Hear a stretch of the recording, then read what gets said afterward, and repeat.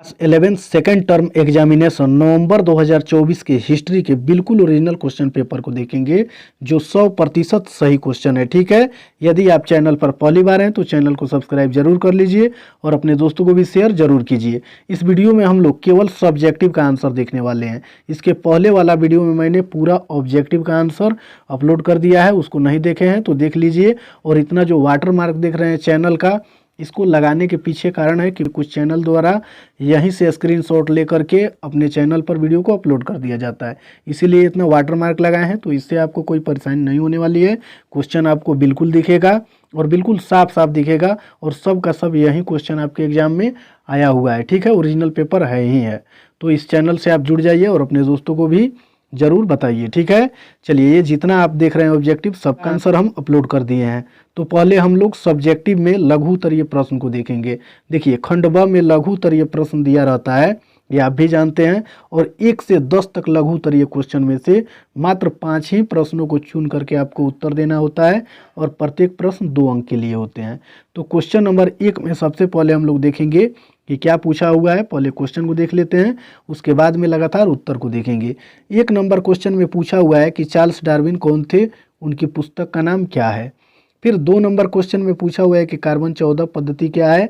तो इन सभी प्रश्नों का उत्तर आपको इसी वीडियो में मिलेगा। 1 से लगातार 5 प्रश्नों का उत्तर और दीर्घोत्तरीय में 11, 12, 13 का भी आंसर इसी वीडियो में मिल जाएगा। तो पहले क्वेश्चन को देख लेते हैं। ठीक है, चलिए 3 नंबर क्वेश्चन में पूछा हुआ है कि रोम के व्यापार की 2 विशेषताएं लिखें। फिर 4 नंबर क्वेश्चन में पूछा हुआ है कि मंगोलों के लिए व्यापार क्यों महत्वपूर्ण था। और 5 नंबर क्वेश्चन में है यास क्या था, इसके 2 महत्वों को लिखें।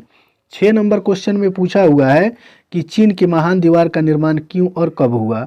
7 नंबर क्वेश्चन में है कि सामंतवाद की 2 विशेषताएं लिखें। और 8 नंबर क्वेश्चन में है फ्रायर कौन थे। और फिर 9 नंबर क्वेश्चन में पूछा हुआ है कि होमेज प्रथा क्या थी। और 10 नंबर क्वेश्चन में पूछा हुआ है कि चर्च की आय का मुख्य स्रोत क्या था। अब दीर्घोत्तरीय क्वेश्चन को हम लोग देख लेते हैं। ठीक है, देखिए इसमें क्वेश्चन नंबर 11 से 15 तक दीर्घोत्तरीय प्रश्न है, जिनमें से चुन करके केवल 3 ही प्रश्नों का उत्तर आपको देना है और प्रत्येक प्रश्न के लिए 5 अंक निर्धारित किए गए हैं। तो 11 नंबर क्वेश्चन को देखेंगे।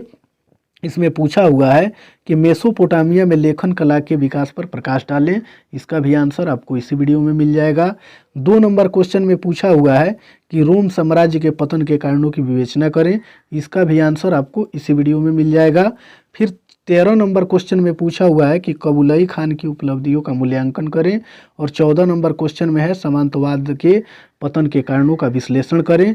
और 15 नंबर में पूछा हुआ है कैथेड्रल नगर का वर्णन करें।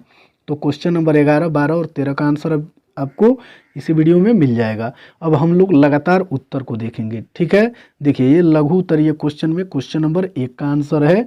उसमें दिया हुआ है कि चार्ल्स डार्विन कौन थे, उनकी पुस्तक का नाम क्या है।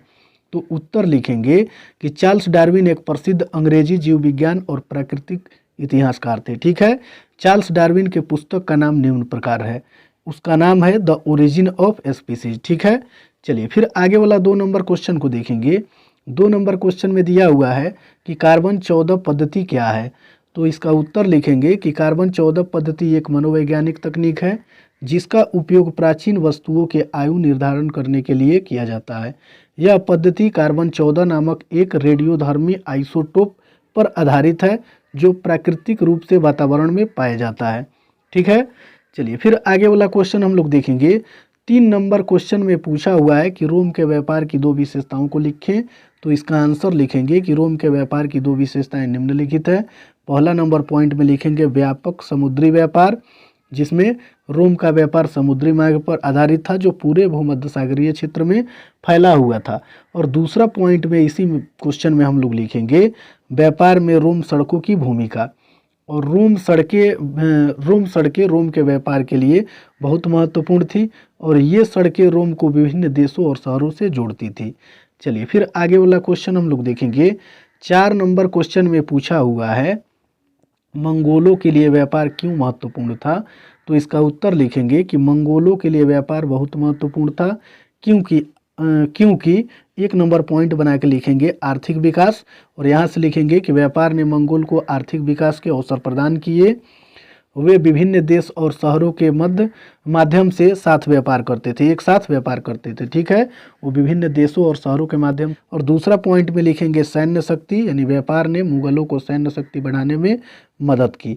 चलिए फिर 5 नंबर क्वेश्चन को देखेंगे। इसमें पूछा हुआ है कि यास क्या था, इसके 2 महत्वों को लिखें। तो इसका उत्तर लिखेंगे कि यास के 2 महत्व निम्न प्रकार से है। ठीक है, पहला नंबर क्वेश्चन में यास चंगेज खान का एक कानूनी कोड था।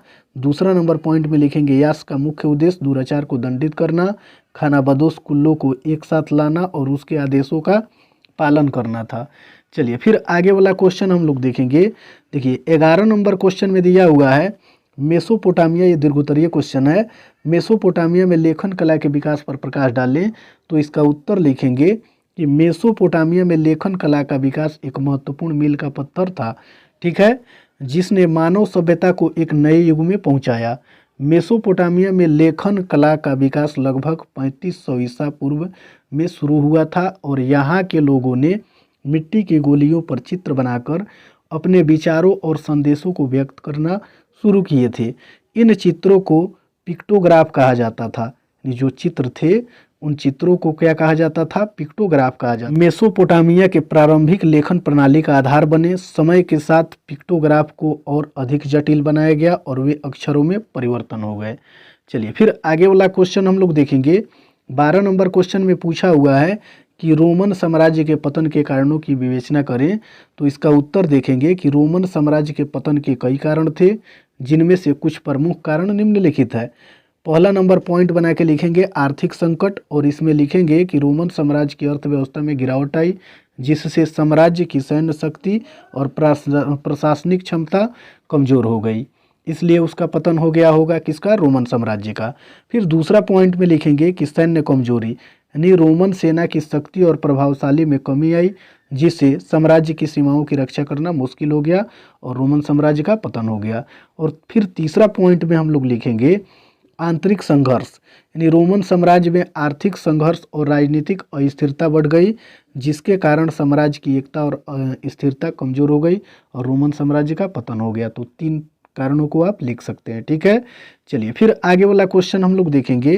देखिए 13 नंबर क्वेश्चन में दिया हुआ है कि कबूलई खान की उपलब्धियों का मूल्यांकन करें। तो इसका उत्तर देखेंगे कि कबूलई खान मंगोल साम्राज्य के प्रमुख शासक थे, जिन्होंने 1260 से 1294 तक शासन किया।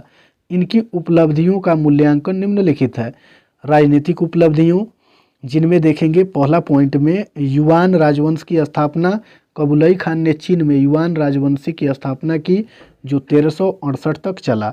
और फिर दूसरा पॉइंट में लिखेंगे मुगल साम्राज्य का विस्तार। कबूलई खान ने मंगोल साम्राज्य का विस्तार किया, जिसमें चीन, मंगोलिया, तिब्बत और कोरिया शामिल थे। और फिर तीसरा पॉइंट में हम लोग लिखेंगे व्यापार और वाणिज्य को बढ़ावा। कबूलई खान ने व्यापार और वाणिज्य को बढ़ावा दिया।